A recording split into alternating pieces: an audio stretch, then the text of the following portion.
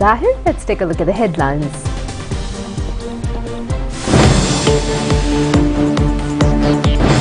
The UN Environmental Programme endorses the Climate Justice Forum proposal of the President, which was unveiled today. Suspension of parliamentary services of members Diana, Sujit and Rohana for a period of 1 month passed by majority vote. State Minister Shehan Semasinghe says there is no preparation to increase VAT next year. A relief debt interest of 2% for entrepreneurs. Thunder showers in many areas tomorrow as well. Continuous bombardments on the Gaza Strip.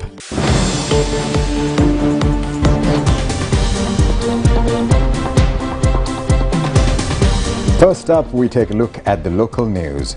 Now, the United Nations Environmental Programme has extended support to the Climate Justice Forum proposal of President Ranil Wickremesinghe. The proposal was presented to the COP28 summit in Dubai today. The president was joined by prominent figures such as the former president of Maldives, Mohamed Nasheed, the Minister of Health of Uganda, Dr. Asing Jane Ruth, and the Executive Director of the United Nations Environment Programme, Inga Anderson.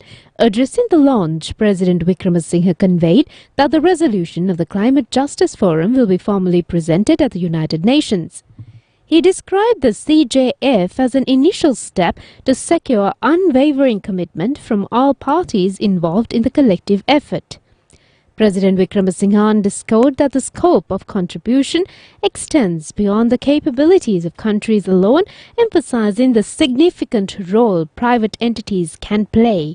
Furthermore, the president drew attention to the allocation of funds, noting that more financial resources are directed towards the war in Ukraine and the bombing of Gaza compared to what has been allocated for the Loss and Damages Fund.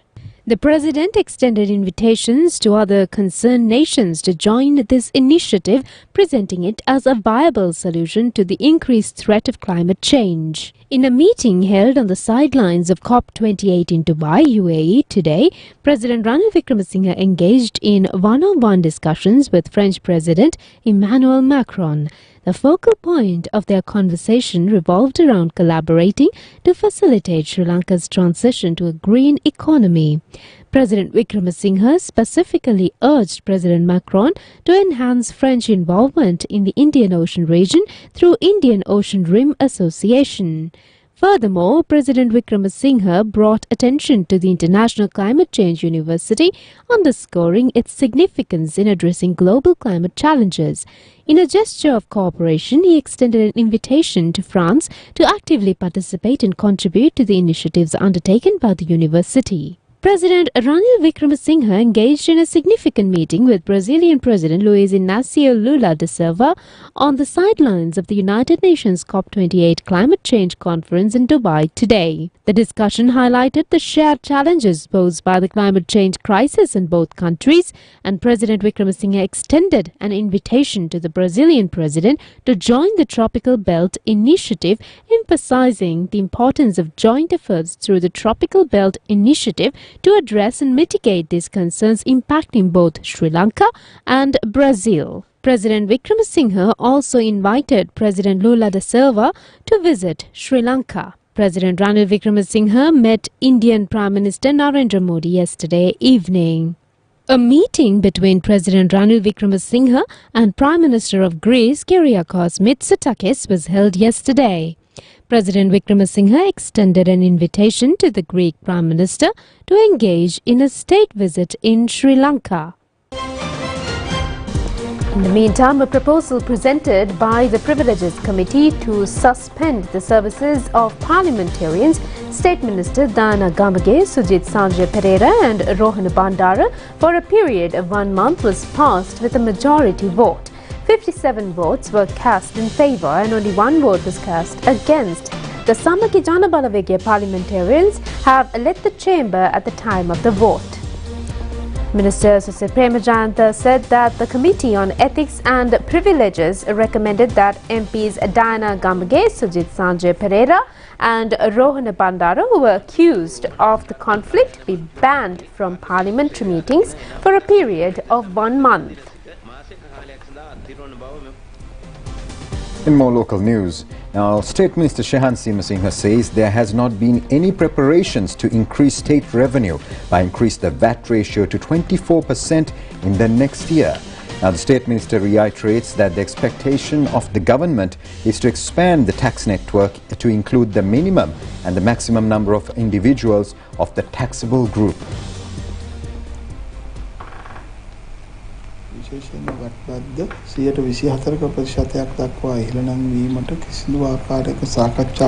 Minister Shehan Simhasinghe said that a discussion of whatsoever manner was not conducted to increase the VAT to 27%. He added that there is no necessity to impose such a condition.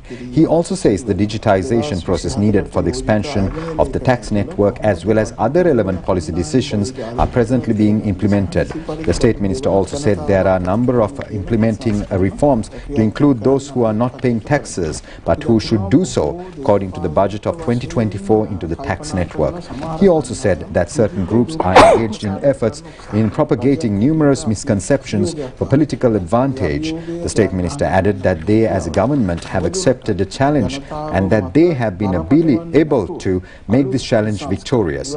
State Minister Shehan Simhasinghe also said the program relating to the implementation of the new reforms will be carried forward without causing additional burden on the masses.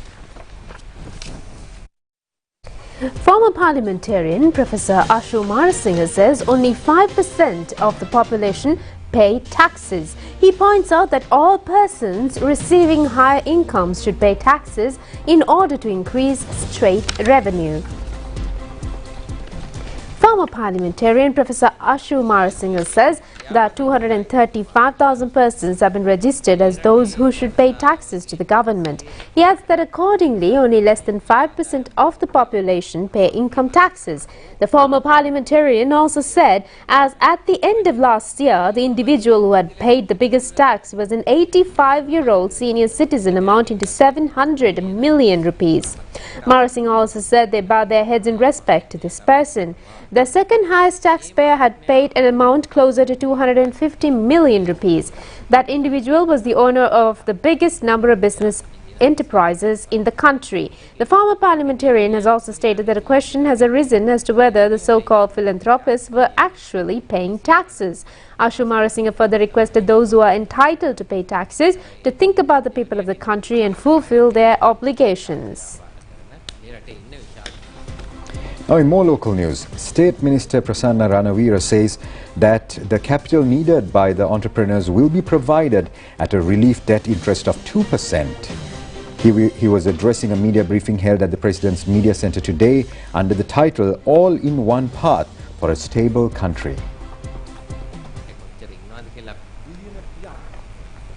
State Minister Prasanna Ranawira said that fostering the growth of entrepreneurs constituting 2.8% of our country's total population is a responsibility bestowed upon us.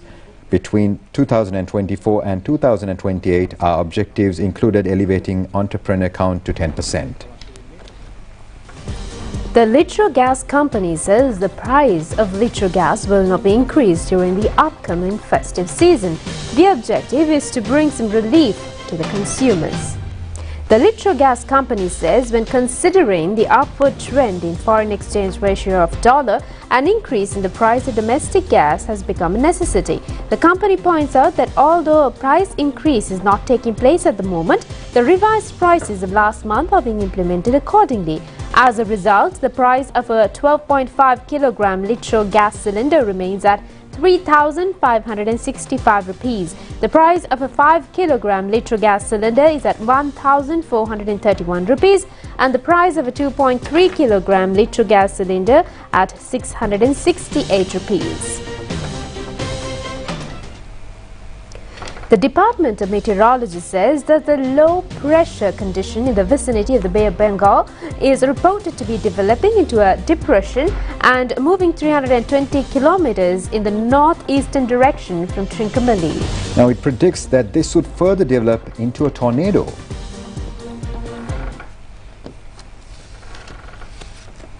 It It is also expected that this atmospheric disturbance would travel up to northern Tamil Nadu coastal belt by moving more aligned to the western direction close to Sri Lanka's northern coast. The department further says it would become dangerous for boats to travel in the sea areas beyond the coast of Mannar to Kankasanture and also to Potuville via Trincomalee and Batticaloa. A request has also been made from the fishing and naval communities to be vigilant when engaging in activities in the sea areas from Galle to Potuville via Mathura. Intermittent or thunder showers may prevail in the sea areas beyond the shores from Putlam to Mannar, from Kankasanture to Galle via Potuville and Hambantota. The Meteorology Department further says localized showers are possible in the seas around the island in the evenings or at nights. Cloudy skies could be seen in many parts in the island. In some areas in the northern, north-central, eastern and northwestern provinces, fairly heavy rainfall exceeding 100 millimeters could be anticipated in other provinces as well. Vavuniya District Secretary P.A. Sarachandra says the prevailing thunder showers have paved the way for the overflowing of all 639 lakes in the Vavuniya district. All 4 sluice gates of the Pavakkulama reservoir remain open. Many low-lying and paddy lands have been inundated.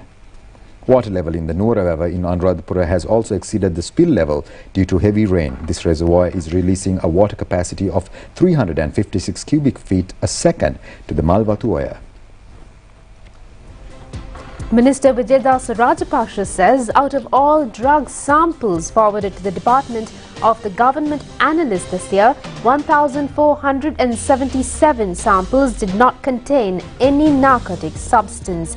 Participating in the debate on the third reading of the budget, the minister has stated that this is a serious situation. The votes of the Ministry of Justice, Prisons and Constitutional Reforms were taken up for discussion today.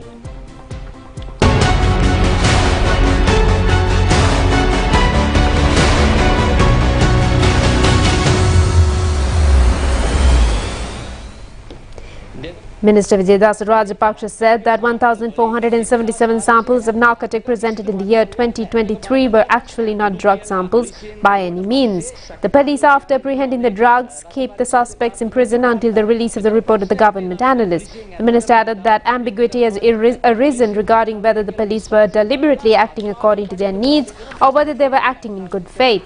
This is a matter to be probed. Minister Rajapaksa added that there were 67 bogus drug samples in the Valampiti police station, 40 in the Kaduwala police station, 35 in the Maradana police station, 28 in the Paliyagada police station and 24 in the Modara police station. All the suspects are in jail until the release of the government analyst reports. He added that a special investigation will have to be carried out by the Ministry of Public Security in this connection.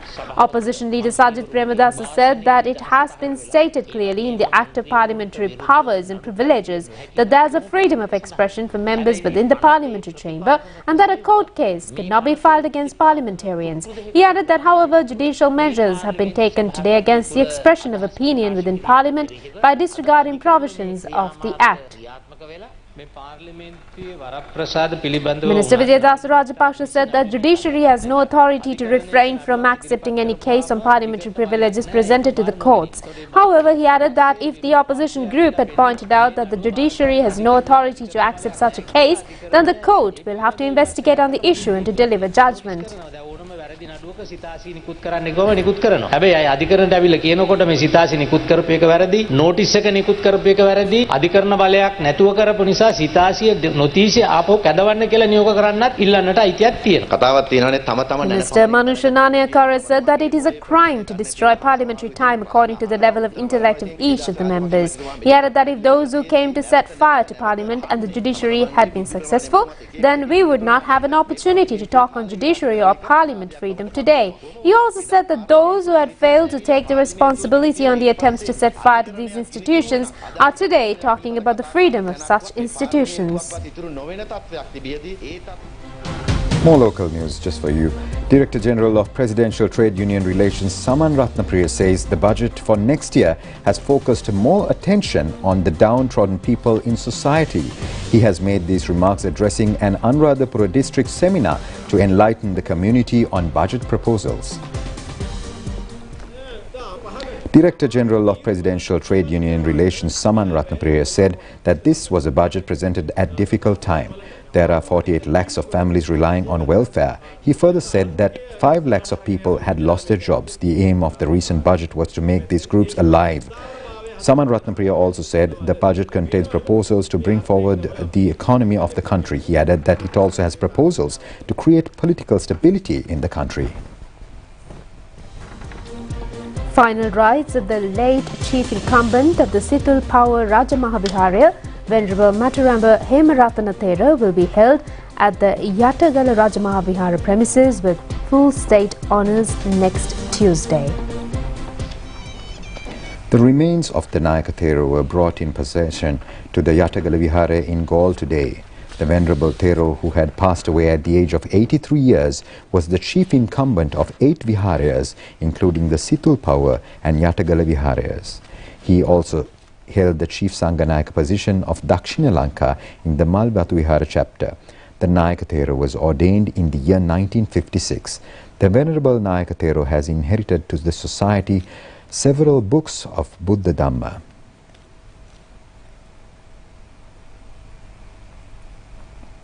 Former President Mahinda Rajapaksa has presided over a discussion on the arrangements of the cremation of Venerable Mataramba Hemaratna Thero at his official residence in Vijayarama, Colombo yesterday, which was attended by the Mahasangha, ministers and officials.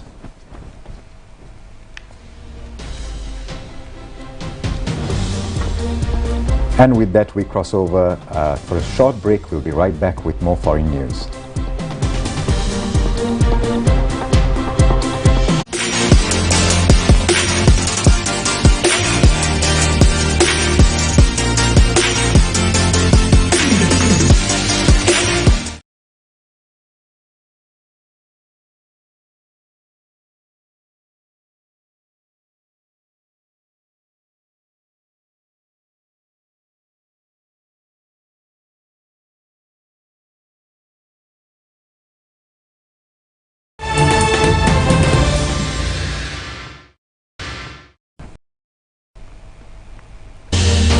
We now move on to news overseas. Israel's renewed bombardment of Gaza is continuing into its second day as the military warns civilians in some areas to evacuate. 8 trucks have been allowed into Gaza from Egypt for the first time since ceasefire ended on Friday. Fighting resumed after a 7-day ceasefire expired. Israel and Hamas have blamed each other for failing to agree an extension. The Hamas-run health ministry in Gaza says more than 193 people have been killed since the bombing restarted. The Israeli military says it struck 400 targets across the strip. The IDF says 50 strikes hit the area of Khan Yunis in southern Gaza overnight. Civilians were told to go there earlier in the war for their safety. The Hamas attack on Israel on 7th of October killed 1,200 people, with around 240 others taken hostage. Since then, Gaza's Hamas-run health ministry says more than 14,800 people have been killed in Israel's retaliatory campaign, including about 6,000 children.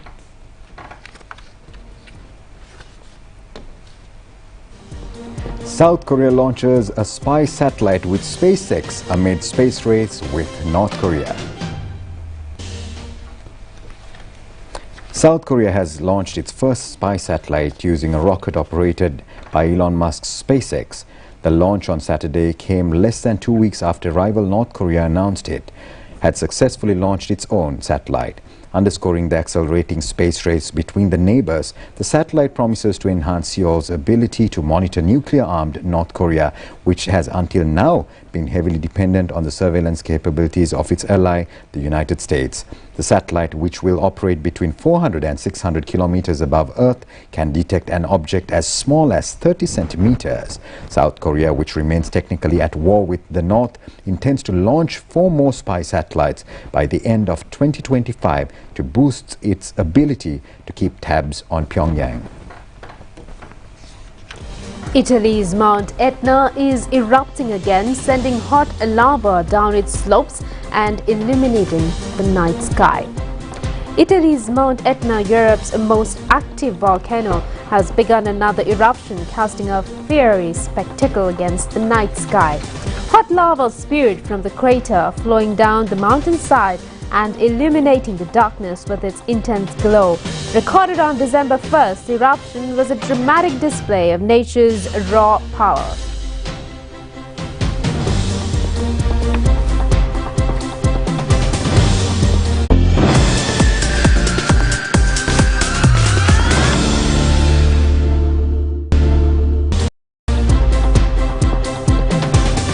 Taking a look at your sports roundup for the evening.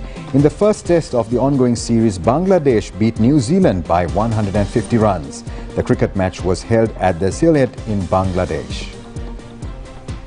The Bangladesh scored 310 runs in their first innings. In reply, New Zealand scored 317 runs in their first innings. Ken Williams 104. Tajul Islam took 4 wickets for 109 runs, and Bangladesh in their second innings had scored 338 runs. Najmul Hussain 105, Ajas Patel captured 4 wickets, chasing a victory target of 332 runs. The New Zealand team were all out for 181 runs. Tajul Islam took 6 wickets for 75 runs and is judged as the man of the match.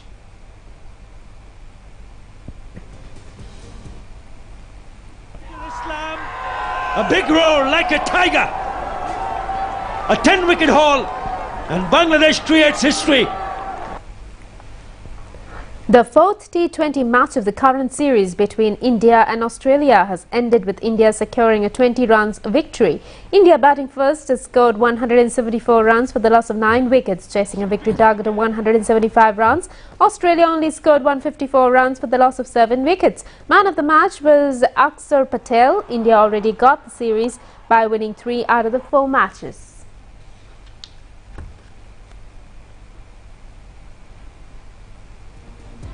And that was a look at your news here at Sri Lanka Rupavahini Corporation. I am Siobhan Pereira, together with Sharif Tahir, wishing you a pleasant evening.